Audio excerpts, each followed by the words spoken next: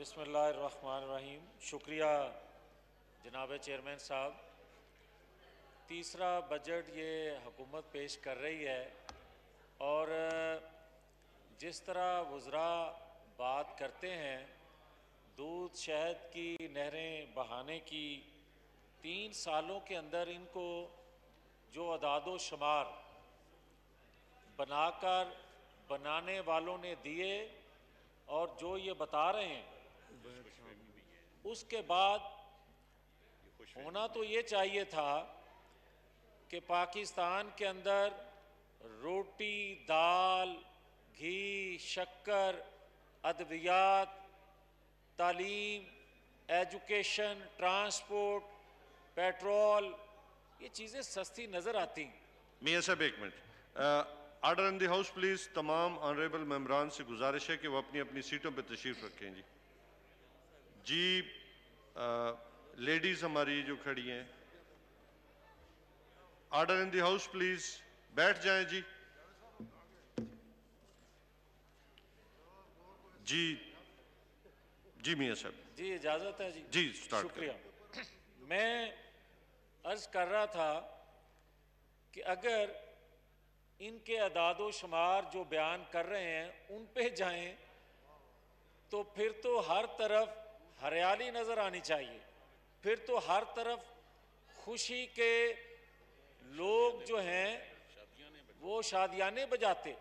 مگر مجھے یہ کہنے کی اجازت دیں کہ تقریباً 8.5 کھرب کا پیش کیا جانے والا بجٹ کو 47% قرضوں سے فائنانس کیا جائے گا، تو پھر ان ٹیکسوں کا بوجھ جو عوام پر پڑے گا اس سے پھر مجھے وزراء بتا دیں کہ غریب دوست بجٹ اس کو کہوں یا ظلم جو 3 سالوں سے ہو رہا ہے اسی کو بیان کریں.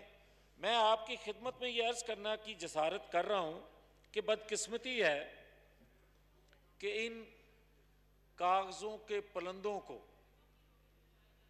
اگر پڑھا جائے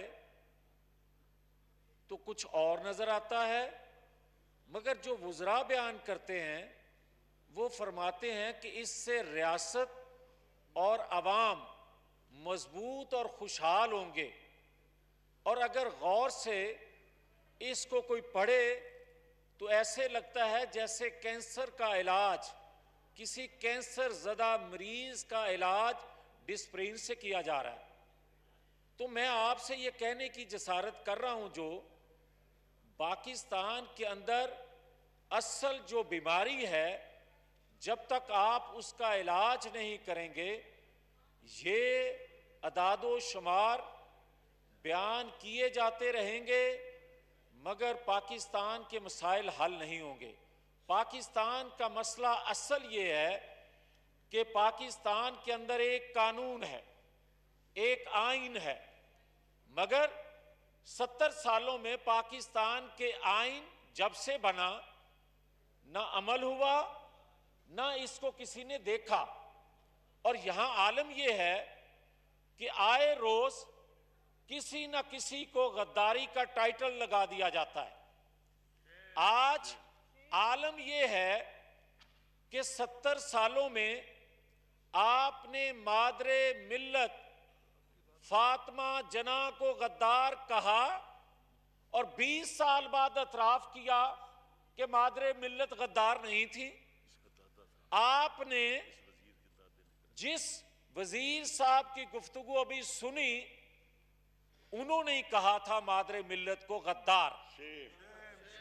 آپ یہ دیکھیں کہ آج حالت یہ ہے کہ پاکستان کے اندر ذوالفقار علی بھٹو کو پھانسی پہ چڑھاتے ہو اور 15-20 سال بعد اعتراف کرتے ہو کہ ذوالفقار علی بھٹو کے ساتھ زیادتی ہوئی، عدالتی قتل ہوا. آپ نواز شریف کو ہائی جیکر بنا کر سزا دیتے ہو اور 10 سال بعد اعتراف کرتے ہو کہ یہ سزا دی جانے والی جو تھی یہ غلط تھی. آپ اعتراف کر لیتے ہو. یہ سلسلہ کب تک جاری رہے گا کہ آپ کبھی کسی کو ٹھوک دیتے ہو اور کسی کو سمیش کرنے کی دھمکیاں دیتے ہو؟ آپ یہ بتاؤ کہ پاکستان کے اندر کیا حب الوطنی کسی کی جاگیر ہے؟ کوئی سرٹیفکیٹ دے گا ہمیں؟ قائد اعظم محمد علی جناح نے جناب اسپیکر ہر پاکستانی کو حب الوطنی کا سرٹیفکیٹ دیا. آج ہمیں کوئی نیا سرٹیفکیٹ لینے کی ضرورت نہیں ہے. اور ایک دوسری بات, مجھے یہ کوئی بتائے کہ آج میں نے ذکر کیا جب نواز شریف کا, ذوالفقار علی بھٹو کا, مادر ملت کا, جب میں نے ٹھوکنے کی بات کی تو آپ دیکھیں لیاقت علی خان. آپ جب بات کریں گے تو بے نظیر بھٹو کے قتل کی, ان کی شہادت کی, تو پھر مجھے یہ کہنے کی اجازت دیں کہ آج مریم نواز شریف کے کمرے میں رات گئے بغیر اجازت کے داخل ہونا پاکستان کی آزادی ہے یا غلامی ہے؟ آج کوئی یہ بتائے کہ میں نہیں بتانا چاہتا, کوئی ضرورت نہیں ہے کہ جیل میں سلوک کیا ہوتا ہے, منتخب لوگوں کے ساتھ جیلوں میں ہوتا کیا ہے.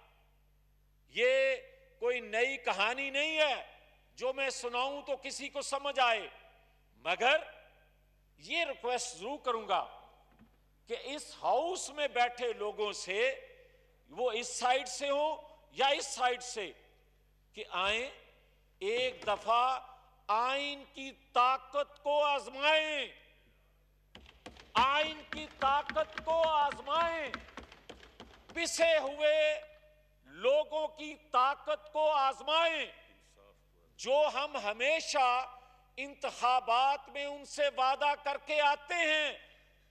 مگر بدقسمتی یہ ہے کہ یہاں اگر کوئی گھر کو درست کرنے کی بات کرے تو وہ نواز شریف اور اس کی ساری جماعت غدار ٹھہرے, اور وہی بات کوئی اور کہے تو محب وطن ٹھہرے. یہ انصاف ہے؟ یہ آج مجھے کوئی یہ بتا دے کہ جسٹس قاضی فائز عیسیٰ صاحب جو ہیں وہ انصاف دینے والے انصاف مانگ رہے ہیں. مجھے کوئی یہ بتائے کہ جسٹس سیٹھ وقار ایک فیصلہ دیتے ہیں اور 10 دن نہیں گزرتے وہ فیصلہ ختم ہو جاتا ہے اور سیٹھ وقار صاحب کا محاسبہ شروع ہو جاتا ہے. وہ تو 10 دن لگے, آئین توڑنے والے کو اس سزا کو ختم کرتے ہوئے 10 دن لگے, مگر ذوالفقار علی بھٹو, نواز شریف کو 10 20 سال لگا دیے کہ یہ فیصلہ غلط تھا. یہ پاکستان, جب ہم کہتے ہیں کہ ہم پاکستان پر مر مٹیں گے, قربانی دیں گے, دے رہے ہیں, دیتے آئے ہیں اور دیتے رہیں گے, مگر کوئی یہ نہیں ہمیں کہے کہ چند طاقتور لوگوں کے پاکستان کو پاکستان کھپے کہیں. ہم قائد اعظم محمد علی جناح کے پاکستان کو, ذوالفقار علی بھٹو کے پاکستان کو, نواز شریف کے پاکستان کو کھپے کہیں گے. کسی ایسے طاقتور شخص جو اپنی جاگیر بنانا چاہتا ہے پاکستان کو, اس کے لیے پاکستان کھپے کا لفظ نہیں نکل سکتا. اس لیے کہ میرے نانا دادا نے پاکستان بنانے کے لیے, پاکستان کے لیے ہجرت کر کے آنے والوں کو تحفظ دینے کے لیے انہوں نے اپنے بدن کو چھلنی کروایا, مگر یہ کہا بٹ کے رہے گا ہندوستان, بن کے رہے گا پاکستان. پاکستان کا مطلب کیا؟ ہم وہ پاکستان چاہتے ہیں, ہم وہ پاکستان بنائیں گے, اور یہ پاکستان اب بن کے رہے گا جس مقصد کے لیے یہ پاکستان بنایا گیا تھا. مگر اگر کوئی ہمیں یہ بات کہے کہ جناب ثاقب نثار صاحب کا بھی فیصلہ درست ہے، اگر کوئی ہمیں یہ کہے کہ ارشد ملک جج کا بھی فیصلہ درست ہے، اور 20 سال بعد ہم یہ کہیں کہ یہ فیصلے غلط تھے. چیئرمین صاحب اب بہت دیر ہو گئی، اب ہم نے بہت کچھ گنوا چکے ہیں. خدا کے لیے مزید وقت ضائع مت کریں، اس آئین کو پڑھیں، اس پر عمل کریں. نئے قوانین بنانے کی ضرورت نہیں ہے. بدنیتی سے اگر نئے قانون بنا بھی لیں گے، نیا آئین بنا بھی لیں گے، جب نیت درست نہیں ہوگی تو پھر پاکستان آگے چل کیسے سکے گا.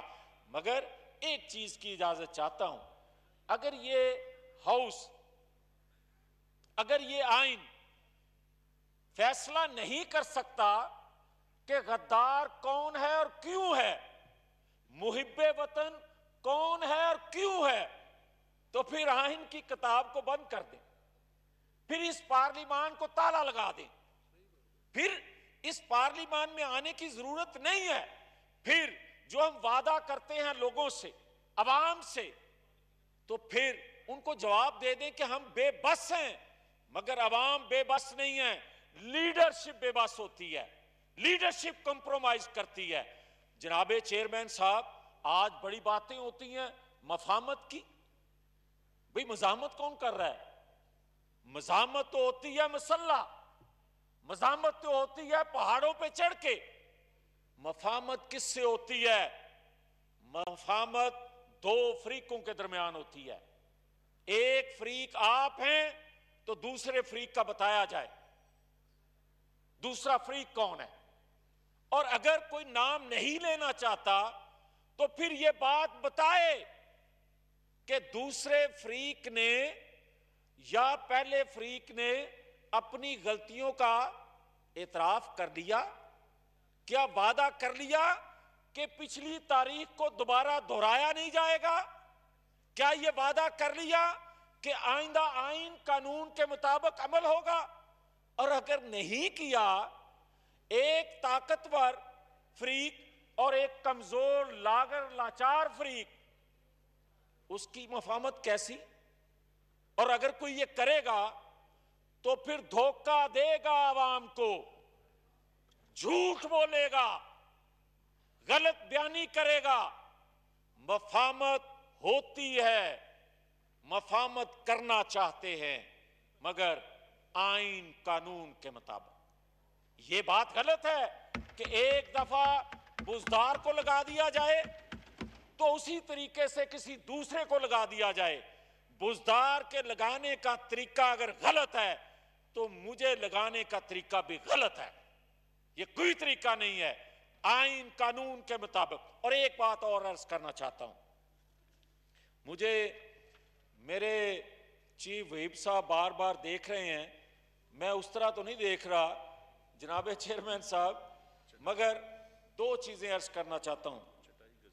ایک بات کا آج تعین کریں کہ چاروں صوبوں میں مقبول لیڈرشپ کا جب قتل ہوتا ہے یا کسی لیڈرشپ کو سمیش سازش کی منصوبہ بندی ہوتی ہے، اس پر بات کرنا غداری کیسے بن گیا.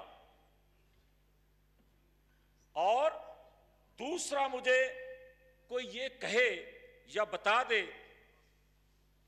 کہ اگر آپ آئین قانون کی بات کرتے ہیں جناب چیئرمین، تو پھر آپ غدار کیسے ٹھہرتے ہیں. اور چوتھا، پاکستان کے اندر اگر منتخب لوگوں نے غدار ٹھہرنا ہے تو یا تو عوام غلط فیصلے کرتے ہیں، اور جو کہ غلط فیصلے عوام نہیں کرتے، عوام کو حق ہو کہ وہ اپنے مسائل کے حل کا بتا سکیں.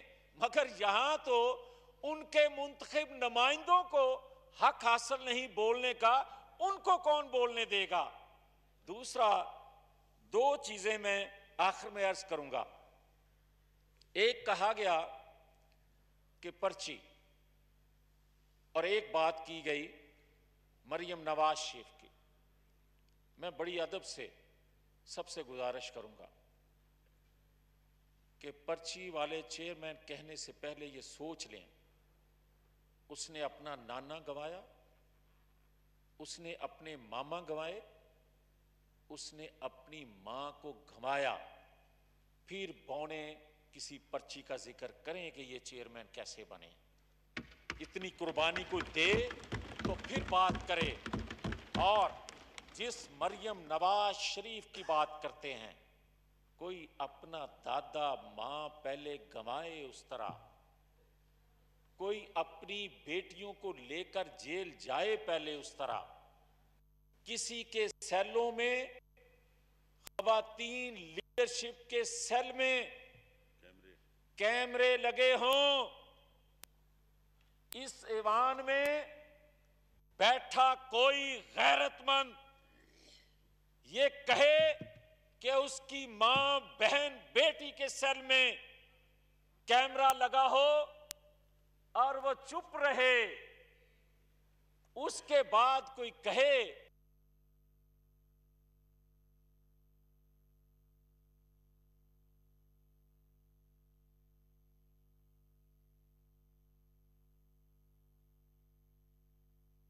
میاں صاحب وائنڈ اپ پلیز۔ جی آخری 3 منٹ، وہ اس طرح نہیں کروں گا، اس طرح نہیں بات کروں گا میں چیئرمین صاحب۔ میاں صاحب آپ اپنے ویب سے پوچھیں۔ سر جناب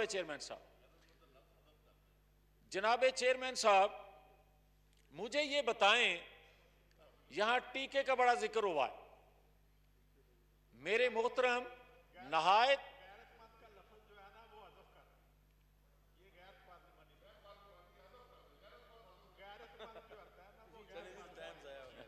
اچھا، جس طرح چوری برجیت صاحب کہندے نے جی میں تے تیار ہاں، اس طرح ہی کر دو پلیز۔ میں یہ بات عرض کرنا چاہتا ہوں جناب چیئرمین صاحب، مجھے احترام ادب ہے آپ کا، میں یہ عرض کرتا ہوں کہ یہاں ٹیکے کی بڑی بات کی گئی۔ عمران خان صاحب نے فرمایا کہ جب مجھے انجیکشن لگایا گیا تو مجھے ہسپتال کا سٹاف جو تھا وہ حوریں نظر آ رہی تھیں، مگر خدا کا خوف کریں، آپ نے تو 3 سال اس قوم کو جو ٹیکے لگائے ہیں، اس قوم کو دنیا جو ہے وہ دوزخ نظر آ رہی ہے۔ آپ بات کرتے ہیں چٹائی کی، میں کسی تفصیل میں جائے بغیر صرف اتنا اپنے وزیر صاحب کی خدمت میں عرض کروں گا کہ سامنے اور پیچھے چٹائی بچھانے کا تجربہ رکھنے والے بہت ہیں، ان سے سیکھ لیں چٹائی کیسے بچھائی جاتی ہے۔ شکریہ۔ تھینک یو جی۔ محترمہ